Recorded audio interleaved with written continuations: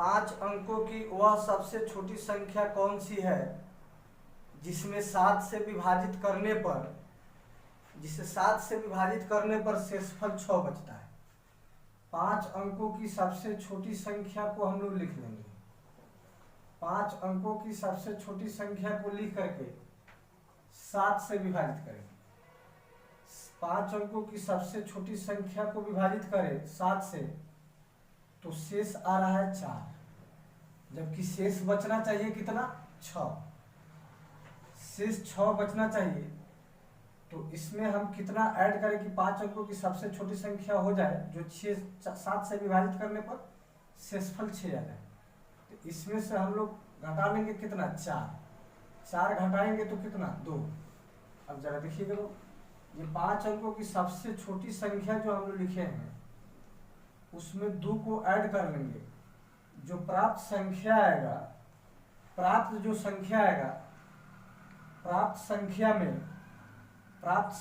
में 7 से भाग देंगे तो शेषफल कितना 6 बचेगा। शेषफल 6 बचेगा।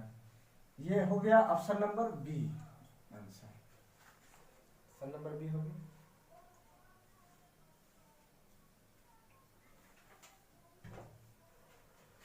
चलिए दूसरा क्वेश्चन बनाते हैं।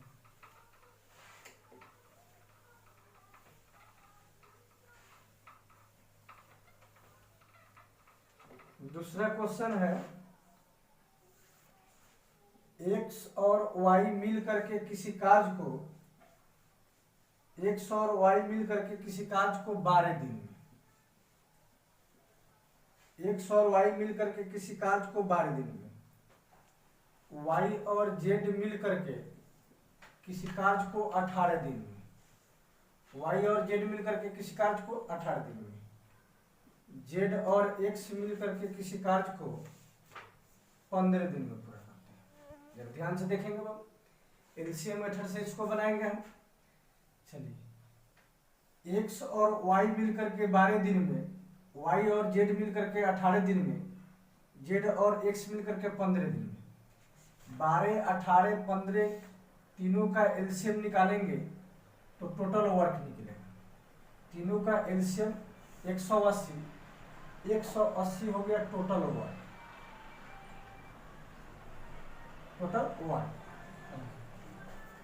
टोटल वर्क में x और y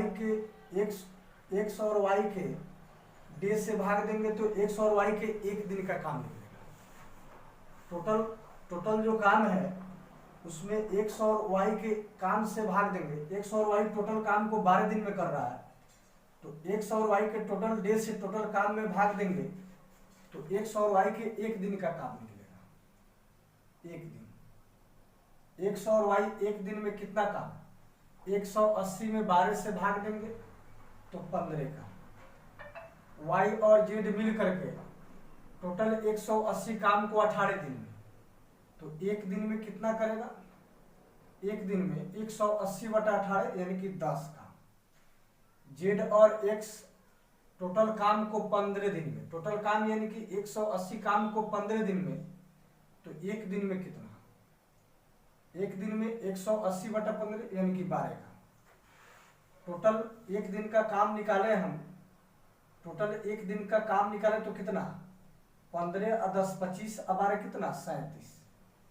टोटल एक दिन का काम निकाले तो 37 दिन, लेकिन एक दिन में एक साथ में दो व्यक्ति काम कर रहा है, इसलिए एक दिन में 6 व्यक्ति पहुंच रहा है।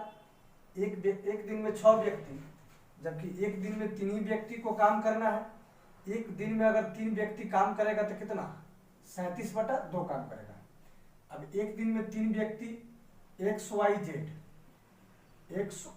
z एक दिन में 37/2 काम कर रहा है, तो टोटल 180 काम को कितने दिन में 180 अब भागा में हो गया 37/2, 37/2 यानी कि यहाँ से हम लिखेंगे 180 गुने 2, ये भागा में है, भागा में है तो इसको गुना में चेंज करेंगे तो 2 ऊपर चला जाएगा और 37 जो है नीचे आ जाएगा, 37 नीचे आ जाएगा।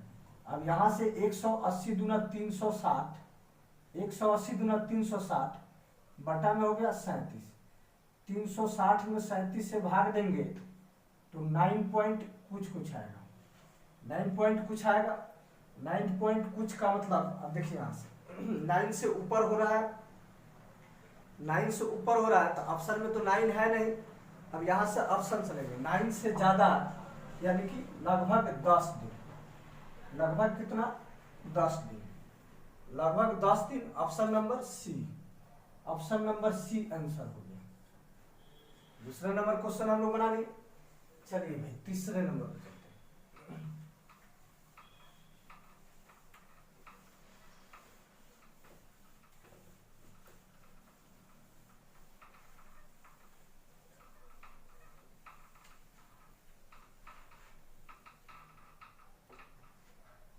तीसरा नंबर क्वेश्चन है, यदि साइन थीटा बराबर 3/√34, 3/√34, कॉस थीटा बराबर 5/√34, 5/√34 तो ज्ञात करना है, तो बताना है 1 + tan थीटा, 1 + tan थीटा बटा 1 - cot थीटा का मान बताना है। देखिए साइन थीटा बराबर होता है P/H, कॉस थीटा बराबर होता है B/H। अब यहां से स्पष्ट हो रहा है कि P का मान 3, B का मान कितना 5, P का मान 3, P का मान 3 और B का मान 5। tan थीटा तो tan थीटा और cot थीटा में सिर्फ P B के मान से मतलब रहता है, इसमें तो H का जरूरी है नहीं। अब यहाँ से देखेंगे 1 + tan थीटा बराबर फॉर्मूला होता है P/B, P का मान 3 और B का मान कितना 5, यहाँ से हम रख लिए। चलिए 1 - cot थीटा बराबर होता है B/P, तो B का मान कितना है भाई 5, B का मान 5 और P का मान कितना 3, यहाँ से देख के रखना है। आइए इसको जोड़े तो 5 एकम 5, ये बटा का जोड़ जैसे जोड़ते हैं उसी तरह से जोड़ना है, अगला में नहीं। 5 एकम 5 और 3 कितना 8, 8/5 ऊपर वाला हो गया, नीचे वाला का कटाना है। 3 - 5, 3 - 5 तो -2, -2/3 लिखना है, -2/3।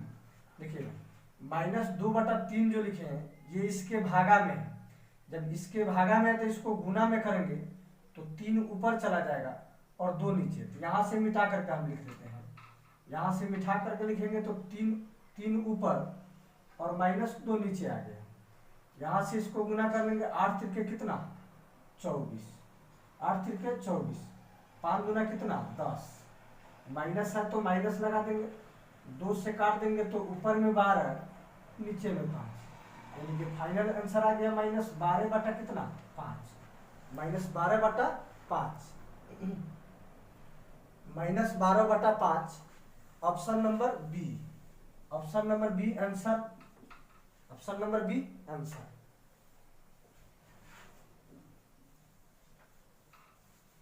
तीन नंबर क्वेश्चन था ये।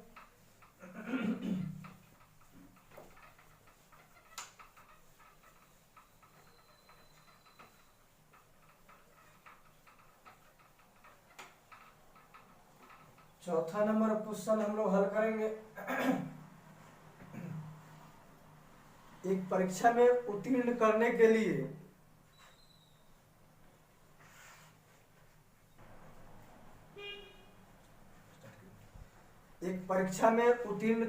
लिए पूर्णांकों का 50% लाना आवश्यक है।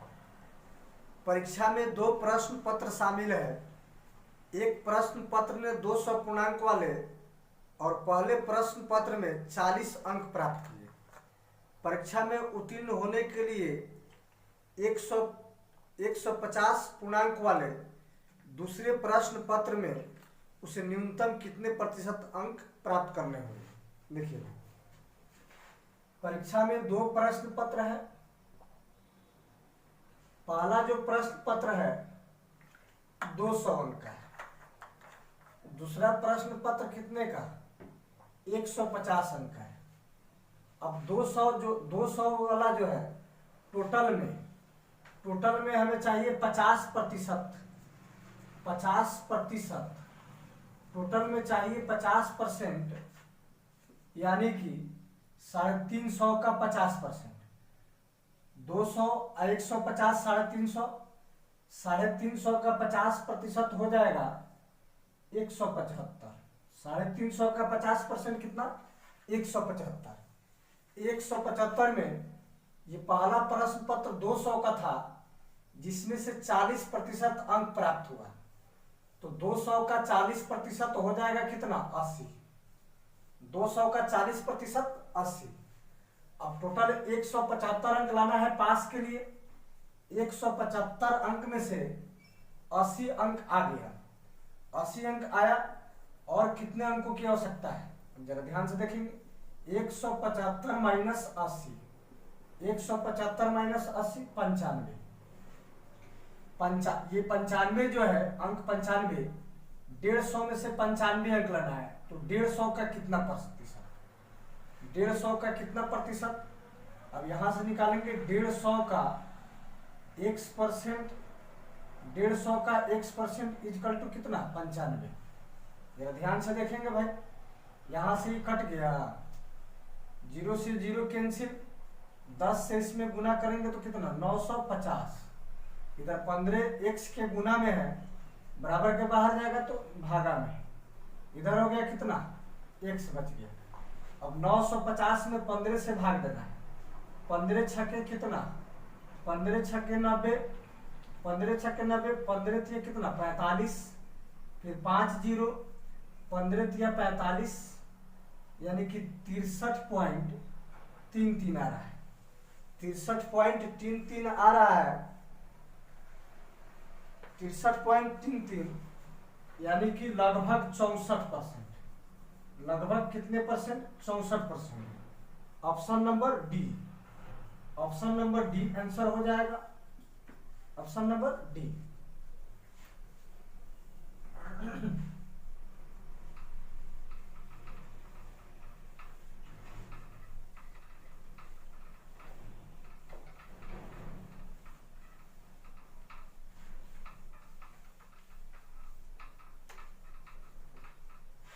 पांच नंबर क्वेश्चन को हम लोग करेंगे।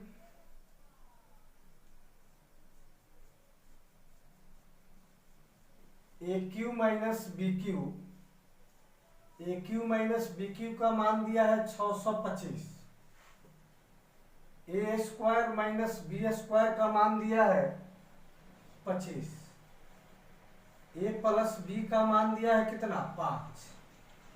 तो हमें निकालना है A square plus AB plus B square equal to what? इतना का मान बताना। चलिए भाई, यहां से हम लोग देखेंगे कि A square minus B square equal to होता है A प्लस B into A minus B। A square minus B square equal to A प्लस B into A minus B। अब देखिए भाई, A square minus B square का मान कितना है? 25 है। तो यहाँ पे 25 हो गया। A प्लस B का मान कितना? 5 इंटू में A माइनस B, इंटू में A माइनस B है। 5 से 25 को काटे बराबर के बाहर बाहर, तो ये हो गया कितना? 5। यानी कि यहां से A माइनस B का मान निकला कितना? 5। हमें बताना है किसका value? A square minus AB, A square plus AB plus B square का मान बताना है। चलिए भाई देखिए, AQ माइनस BQ बराबर होता है, AQ माइनस BQ बराबर होता है A minus B into A minus B into A square plus AB plus कितना? B square. इसका मान दिया है 625। 625 बराबर A माइनस B का मान निकल के आया है कितना? 5। A माइनस B का मान निकल के आया है 5। तो 5 इंटू में A square plus AB plus B square. अब यहां से देखिए, 5 से 625 को काटे तो 125 बार में, यानी कि यहां से स्पष्ट हो रहा है कि A square plus AB plus B square. इधर इतना बचा और इधर 125। इतना का मान कितना? 125। A square plus a b plus b square का मान कितना 125। Option number B, option number B answer. चलिए अगला क्वेश्चन 6 नंबर में चलते हैं। 5 नंबर तक तो हम लोग बनाए एकदम समझ करके आसान मेथड से बना रहे हैं भाई, अच्छा से समझते चलिएगा सब कोई।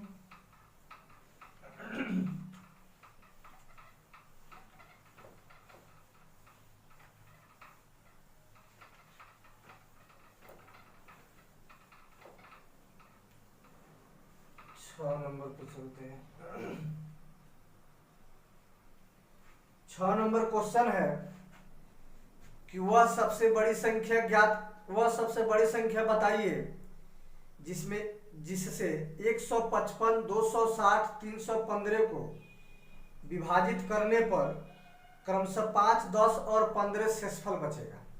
देखिए कह रहा है कि 155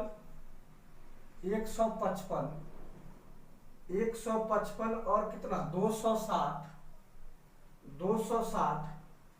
315 कह रहा है कि वह सबसे बड़ी संख्या बताइए जिससे 155, 260 और 315 को विभाजित करने पर शेषफल क्रमशः 5, 10 और 15 बचे। भाई इस तरह का प्रश्न आएगा तो जो भी संख्या दिया रहेगा उसमें से हम शेषफल को घटा लेंगे। शेषफल को क्या करेंगे, घटा लेंगे। शेषफल को घटा लेना है। शेषफल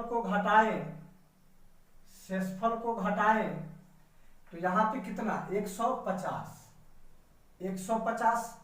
260 में से 10 घटा कितना 250, 315 में से 15 घट गया कितना 300। ये शेषफल घटाने के बाद में जो संख्या आया उसका HCF निकालेंगे। HCF ऑफ 150, 250, 300, 150, 250 और 350 का HCF कितना भाई 50। HCF कितना 50। ऑप्शन नंबर हो जाएगा इसका answer D, option number D. 7वां नंबर क्वेश्चन पर चलेंगे हम।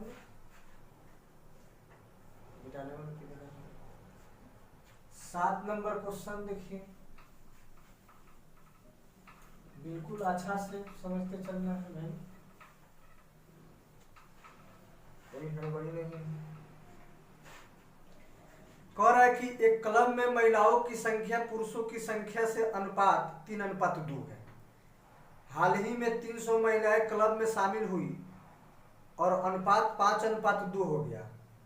क्लब में अब महिला सदस्यों की संख्या क्या होगी। देखिए भाई इसको भी एकदम हम लोग आसान तरीके से बताएंगे। कह रहा है कि एक क्लब में महिलाओं की संख्या पुरुषों की संख्या से, वुमेन और मैन में अनुपात है 3:2 का, 3:2 का। अब कह रहा है कि जब महिलाओं में क्लब में 300 महिलाएं और शामिल हो गई, जितना महिला पहले से थी उसमें 300 लिया करके और शामिल किया गया। शामिल करने के बाद ये पहले वाला अनुपात था, अब नया अनुपात हो जा रहा है 5:2, 5:2। यहाँ पे भाई गौर से समझना है, ये पुरुष का जो संख्या है पहले जितना था उतना अभी है, वृद्धि हुआ है महिला में। पहले जितना महिला थी उसमें 300 और महिला को शामिल किया गया, तो पहले अनुपात में 3 था, अब अनुपात बढ़ करके कितना 300 शामिल करने के बाद बढ़ करके कितना हो गया 5, यानी कि पहले से अनुपात में कितना बढ़ा अनुपात 2, पहले से अनुपात में कितना 2 और संख्या में कितना 300। यहां से स्पष्ट हो रहा है कि अनुपात 2 का मान 300, अनुपात 2 का मान 300, तो 1 का मान कितना, अनुपात 1 का मान 150, अनुपात 1 का मान 150 हो गया।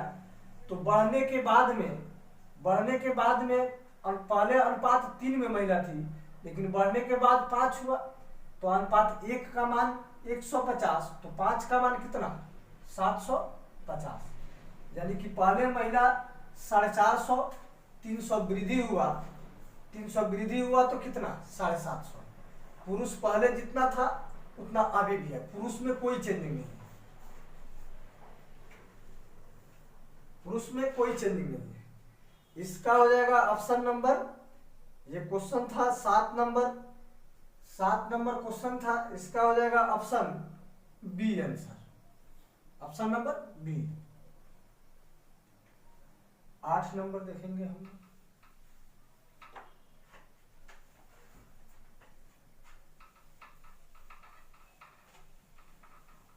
नंबर क्वेश्चन हम लोग करेंगे।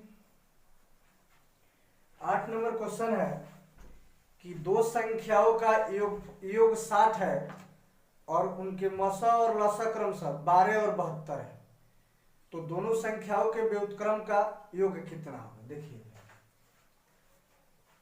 माना हमने दो संख्या कितना, माना दो संख्या x और y, x और y। अब यहां से देखेंगे ये दोनों संख्या का मसा जो है, मसा 12 और लसा दे दिया है कितना 72 दे दिया है। तो हमें पता है कि दो संख्याओं का गुणनफल बराबर लसा गुने मसा होता है। दो संख्याओं का गुणनफल, दोनों संख्या x एवं y का गुणनफल बराबर होता है लसा गुने मसा। लसा गुने मसा यानी कि 72 गुने कितना 12, 72 गुने 12। अब हमें बताना है कि दोनों संख्याओं का व्युत्क्रम। चलिए, व्युत्क्रम का मतलब होता है उल्टा। पहली संख्या x है, x का व्युत्क्रम कितना 1/x, प्लस दूसरी संख्या y, y का व्युत्क्रम कितना y बटा 1/y। अब यहां से हम इसको जोड़े तो नीचे हो जाएगा x और y का एलसीएम कितना xy, ऊपर में हो जाएगा x plus y। Same process. अब जरा ध्यान से देखेंगे, प्रश्न में दिया है कि x प्लस y का मान कितना 60, दोनों संख्याओं का योग दिया है कितना 60।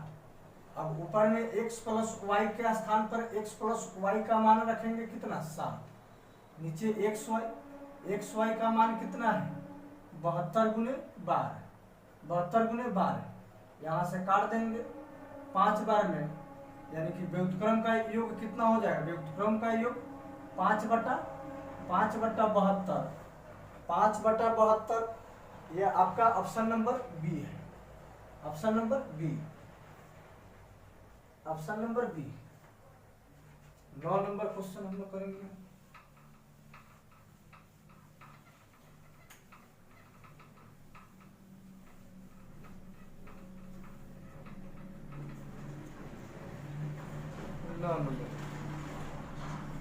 नौ नंबर में है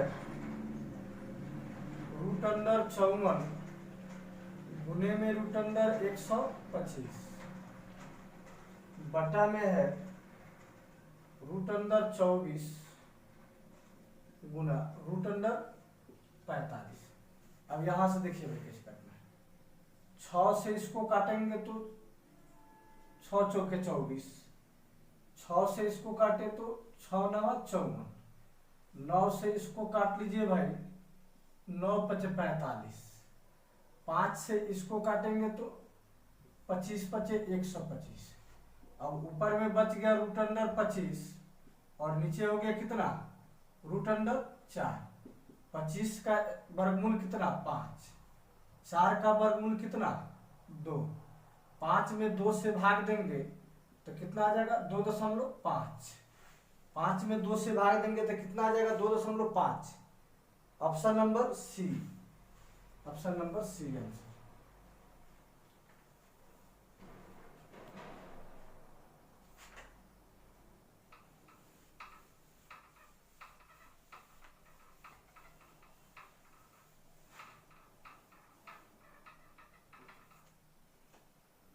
चलिए भाई 10 नंबर क्वेश्चन देखिए।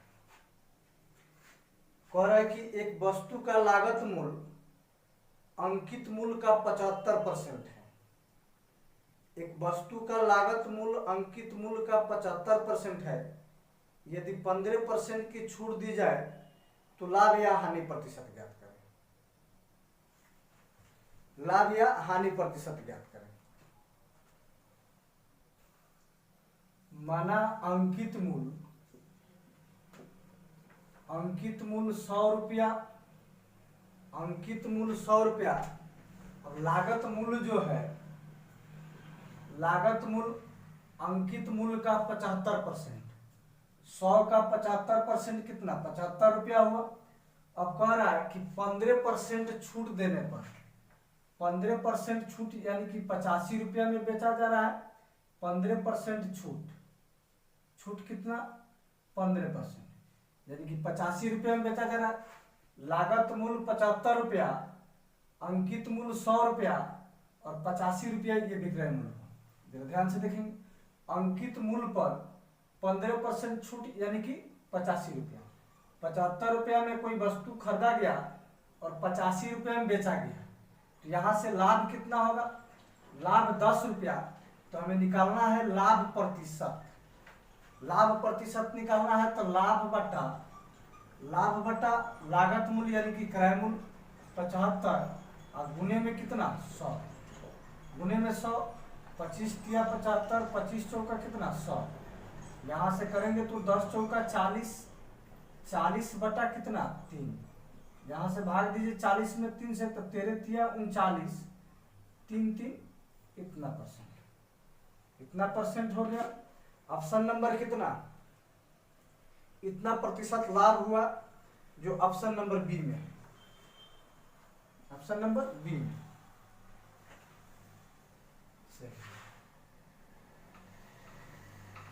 11 नंबर क्वेश्चन करेंगे।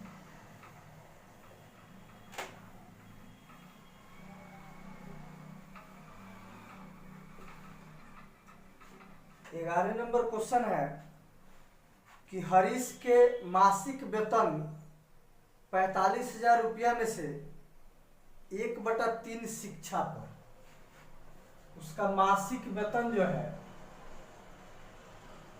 हरीश का मासिक वेतन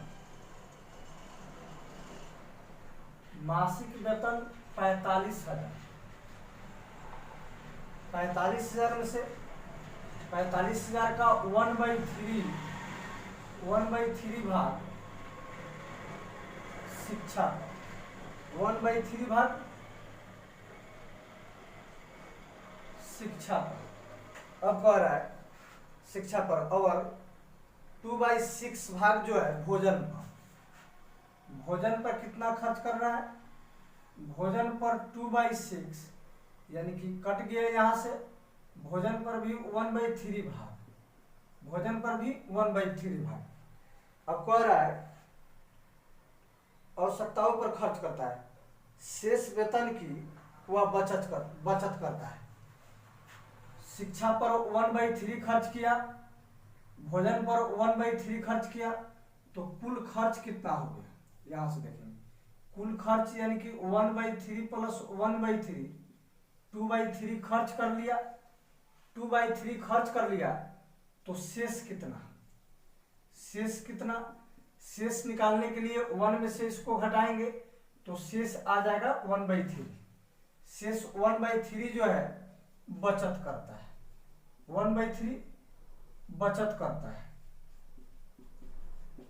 1/3 बचत करता है।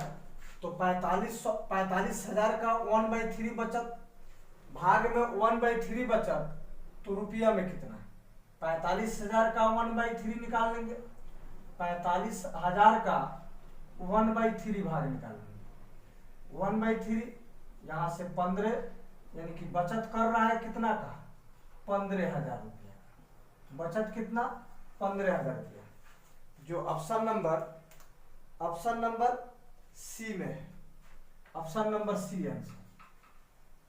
एकदम अच्छा से समझ आया होगा। मासिक वेतन 45,000, जिसका शिक्षा पर 1/3 भाग, भोजन पर 2/6 यानी कि 1/3 भाग, यहां से कट गया 3 बार में, तो 1/3 भाग भोजन पर, तो कुल खर्च कितना किया 1/3 दोनों को जोड़ दिए तो 2/3 खर्च कर गया। जब कुल का 2/3 खर्च किया तो कुल यानी कि भिन्न में 1 मानते हैं, तो शेष बचा कितना 1/3, यानी कि 1/3 भाग बचाया, तो 45,000 का 1/3 भाग बचाया तो कुल कितना बचाया 15,000 रुपये। क्लियर? ये था आपका 11 नंबर क्वेश्चन था। चलिए 12 नंबर बताते हैं।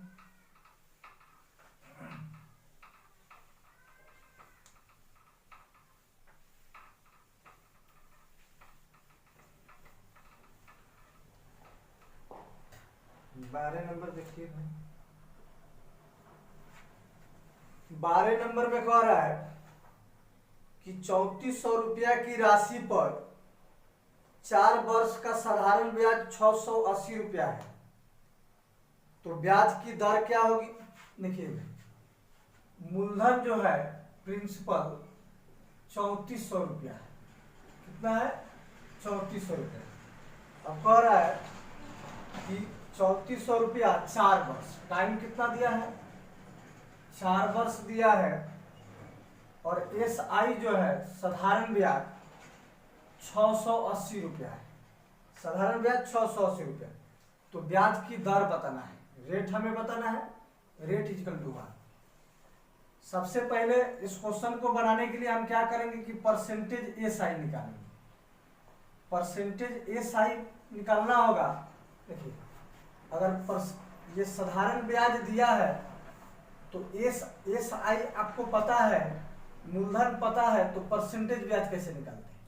एस आई में मूलधन के 1% से भाग देंगे। एस आई जो है, एस आई में मूलधन के 1% से भाग देंगे तो परसेंटेज एस आई निकल जाएगा। एस आई कितना? 680। एस आई कितना दिया है? 680, और मूलधन 3400, तो 3400 का 1%, यानी कि 3400 का 1% निकालना है तो 3400 बटा 100 करेंगे। 3400 बटा 100 करेंगे तो कितना? 34। अब 34 से 680 को काटेंगे तो कितना? 20, यानी कि एसआई जो है 20% निकल गया। एसआई 20%।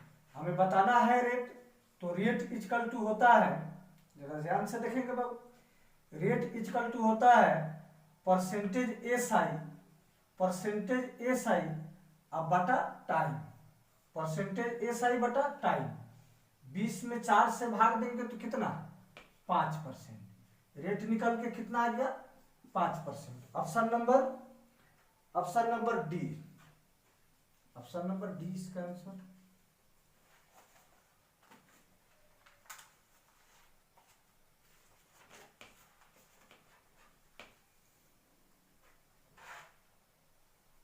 तेरह नंबर क्वेश्चन हम लोग देखेंगे।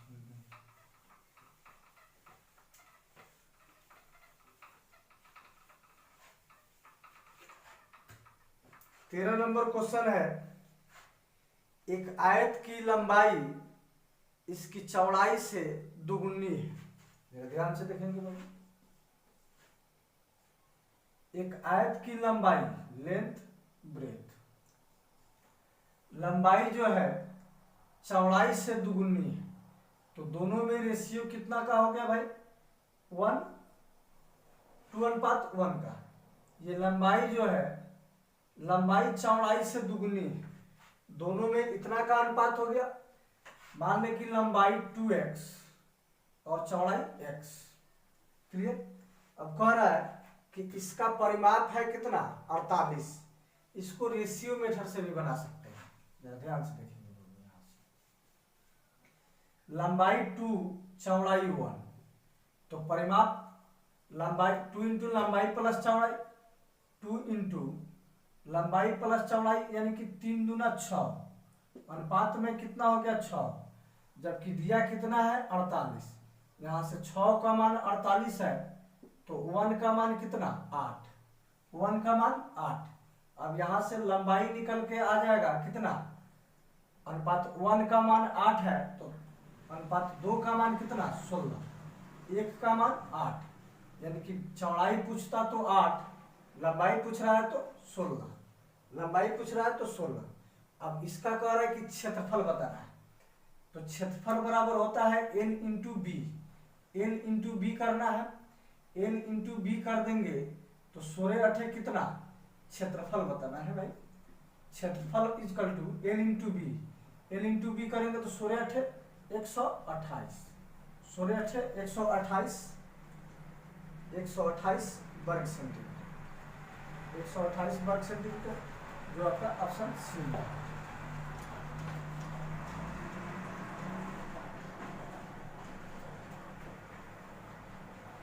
ऑप्शन नंबर सी में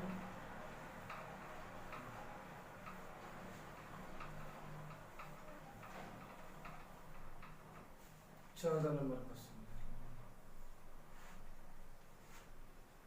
यदि x बटा 2 प्लस 2 बटा y बराबर 1,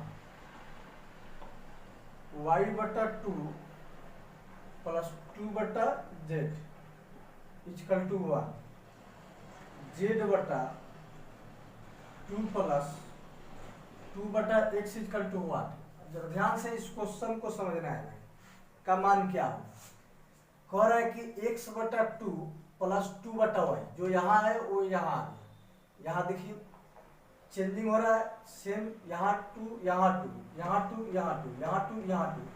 अब सब में देखिए x के बाद में y, y के बाद में z, z के बाद में फिर x, ऐसे है। अगर इस तरह से सेम पैटर्न अगर बनेगा ना, तो जो पहला वाला दूसरा वाला का आंसर होगा वही तीसरा वाला का भी आंसर हो जाएगा। z बटा 2 प्लस 2 बटा x इक्वल टू कितना हो जाएगा, 1। आंसर ये आपका ऑप्शन नंबर बी में, ऑप्शन नंबर बी में। इसमें कुछ नहीं है, ये एक पैटर्न है, x बटा 2 प्लस 2 बटा y इक्वल टू 1, y बटा 2 प्लस 2 बटा z इक्वल टू 1, z बटा 2 प्लस 2 बटा x इक्वल टू भी 1 हो जाएगा। इसमें कुछ नहीं करना।